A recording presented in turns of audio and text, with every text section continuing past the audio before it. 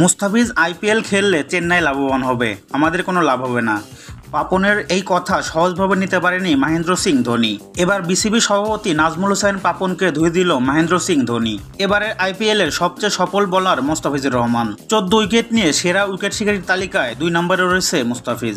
অথচ এই মুস্তাফিজকে নিলাম থেকে কিনতে চায়নি কোনো দল, এক প্রকার দয়া করেই কিনেছিল চেন্নাই। কিন্তু মুস্তাফিজকে কেনা চেন্নাইয়ের যে কোনো ভুল ছিল না সেটা এখন চেন্নাই বুঝতে পেরেছে।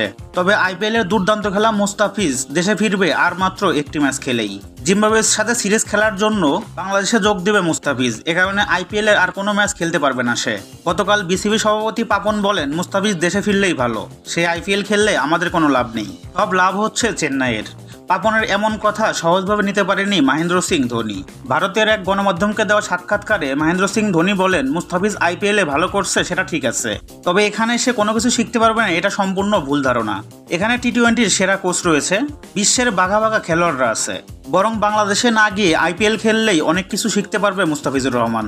বিসিবি অযথা কিছু কথা বলে মুস্তাফিজুর রহমানের ভাবমূর্তি নষ্ট করতে চাইছে। মূলত বিসিবির খামখেয়ালির কারণেই বাংলাদেশের প্লেয়াররা আইপিএল খেলতে পারে না এবং আন্তর্জাতিক টি-20 ক্রিকেটেও ওদের বিহাল অবস্থা। রীতিমতো পাপনকে ধুয়ে দিলেন মহেন্দ্র সিং ধোনি।